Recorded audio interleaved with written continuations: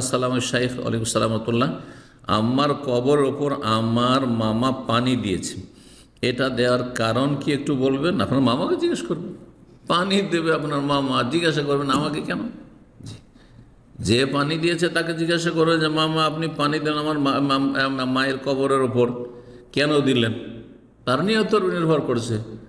যদি ধুলো, হ্যাঁ, মাটিটাকে একটু বসানোর জন্য যাতে জমে থাকে, যে কুকুর শিরগালে মৃতদেহ খেয়ে না ফেলে, তাহলে তো জায়েজ আছে, ভালো কাজ, অসুবিধা নেই। হ্যাঁ, মাইয়াতকে, মৃতদেহকে সুরক্ষিত করার জন্য যদি কোনো কিছু করা হয়, কাঁটা তারের বেড়া দিয়ে ঘেরা হইল, অথবা আপনার ওর উপরে আপনার মাটিটা যাতে উড়ে না যায় অথবা সরিয়ে না দিতে পারে সেই জন্য শক্ত করার জন্য তার পানি ঢালা হলো, তাহলে জায়েজ আছে। কিন্তু যদি মনে করে যে পানি ঢাললে ঠান্ডা হবে, আর ঠান্ডা হইলে কবর আযাব হালকা হবে, তাহলে এটি বেদাত। কারণ কবর আযাব হালকা পানি দিয়ে করা যায় না, দোয়া দিয়ে করতে হবে, তার জন্য দান সাদকা করে করতে হবে। যেসব বৈধ জায়েজ সুন্নতি তরিকা নেকি করা, নেকি পৌঁছানোর তরিকা আছে, সেগুলি দিয়ে যথাসাধ্য চেষ্টা করতে হবে। আর সবচেয়ে বড় কথা, নিজের আমল দিয়ে জাহান্নামের আযাব, কবর আযাব থেকে বাঁচতে হবে। শুধু পরের আমল দিয়ে বেনামাজি মারা গেল, শিরক বিদাত করে মারা গেল, বিভিন্ন হারাম খেয়ে মারা গেল, আর বলছে যে আমার ছেলের দোয়াতে আর মেয়ের দোয়াতে আর দান সাদকাতে আমার আত্মীয় স্বজন দান সাদকা করবে, আমার প্রিয়জনরা তাতেই চলে যাবে জান্নাতে, এত সহজ নয়। আগে নিজের আমল দিয়ে জান্নাত লাভের চেষ্টা করতে হবে, রবের আযাব থেকে বাঁচতে চেষ্টা করতে হবে, তারপরে তখন অন্যরা যদি সহযোগিতা করে তাহলে ভালো কথা। জি, এক কথাই কবর উপর পানি ছিটানো অথবা পানি ঢালা তার নিয়ত নির্ভর করছে। যদি যেমনটা বললাম নিয়ত তার সহি শুদ্ধ হয় তাহলে জায়েজ কাজ করেছে, আর যদি নিয়ত বেদাতি নিয়ত হয় তাহলে হারাম কাজ করেছে, গুনার কাজ করেছে। আসসালামু আলাইকুম ওয়া আলাইকুম আসসালাম। কিছু বোনেরা দাবি করেছেন যে তারা মাদানী শাইখদের কাছ থেকে আকীদা ও তাওহীদ ও বিভিন্ন রকমের কোর্স করেছেন। এক বোন প্রশ্ন করেছেন ইউরোপ থেকে, এবং ওই শাইখগণ তাদেরকে কোর্স করানো অনুমতি দিয়েছেন। শাইখেরা কতটা বা তাদের পরীক্ষা নিয়েছে যে অনুমতি দিয়ে দিবে? হ্যাঁ, তো এগুলো কথা তাদের আসলে মার্কেটকে জমানো কথা। কোনো শাইখে এইভাবে কোনো মহিলাকে বলে যে তোমরা ফতোয়া দিতে থাকো বা তোমরা কোর্স করাইতে থাকো। জি, বোনেরা অনলাইনে বিভিন্ন গ্রুপে ক্লাস পরিচালনা করেন বা করছেন, এবং প্রতিটি গ্রুপে 50 থেকে 150 জন বোন অংশ নিচ্ছেন। কিছুদিন ক্লাস নেওয়ার পর তারা ব্যক্তিগত কষ্ট ও আর্থিক সমস্যার কথা শেয়ার করেন, ফলে অনেক বোন তাদেরকে টাকা পাঠান। পরবর্তীতে তারা বিভিন্ন সংস্থার জন্য দান সংগ্রহ করতে শুরু করেন। আল্লাহ হিদায়াত করুক। ধর্ম ব্যবসা, বিশেষ করে বিদেশে থাকা বোনদের কাছ থেকে। এতে কিছু পরিবারের স্বামী স্ত্রী সম্পর্ক সমস্যায় তৈরি হচ্ছে। এখন প্রশ্ন হচ্ছে, শেখ আপনি কি সত্যি কোনো বোনকে ক্লাস করার অনুমতি দিয়েছেন? না না, এরকম সার্টিফিকেট কাউকে দিই না।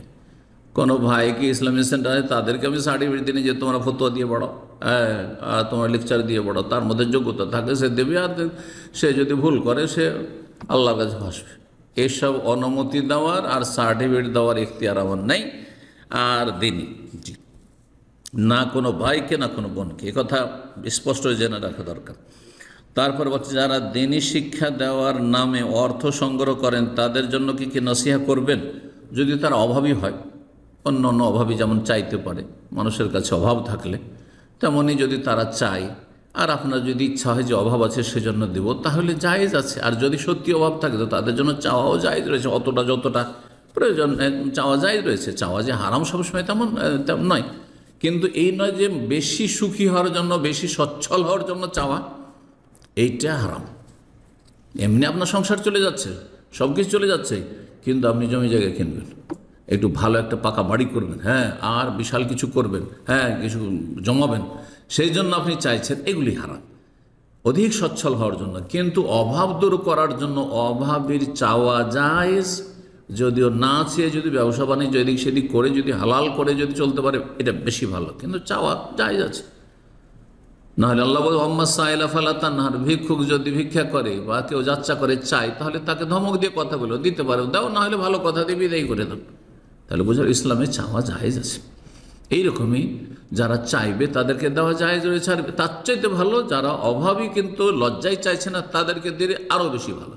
লা ইয়াসআলুনা নাস ইলহাফা, মানুষের কাছে তারা প্রকাশ করে না নিজের অভাবের কথা, আর মানুষ মনে করে যে এদের অভাবের কথা যখন প্রকাশ করে না মনে হয় এরা সচ্ছল ব্যক্তি।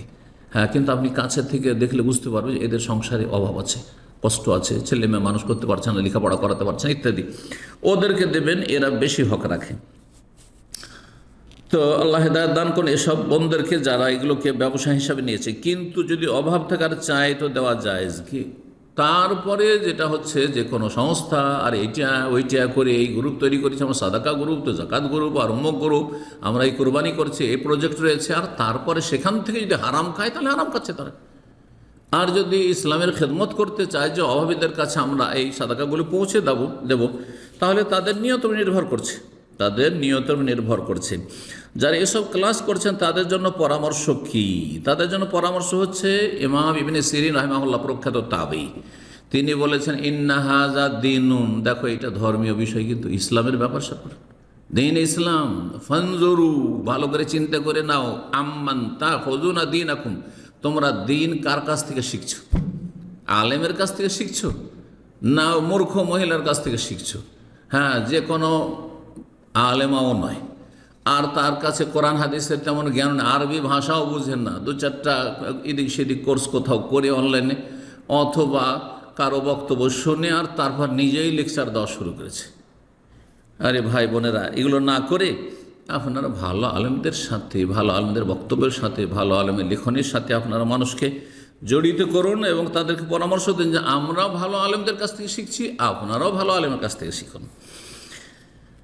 আল্লাহ রাব্বুল আলামিন যেন আমাদের সকলকে তৌফিক দান করেন ভালো কাজের, এবং হারাম থেকে বেঁচে থাকার তৌফিক দান করেন, হালাল রুজিতে বরকত দান করেন। শেষখানে বলছি এই বিষয়ে আপনার গুরুত্বপূর্ণ দিক নির্দেশনা কামনা করছি। যেমনটা বললাম, যারা এলেম শিখছেন দক্ষ ভালো আলেমদের কাছ থেকে শিখবেন, আর যারা এলেম শিখাচ্ছেন বেনা এলেমে অজ্ঞতার সাথে জেহালতের সাথে মানুষকে শিখাতে যাবেন না, না হলে নিজেও জাহান্নামে যাবেন, অন্যদেরকেও জাহান্নামে নিয়ে যাবেন ভুল কথা বললে আর ভুল রাস্তা দেখালে। আল্লাহ সকলকে হেদায়েত নসিব করুন, হেদায়েতের উপর অবিচল রাখুন, এবং সমস্ত গুমরাহি থেকে, পাপ থেকে, হারাম রুজি থেকে আল্লাহ বেঁচে থাকার তৌফিক দান করুন।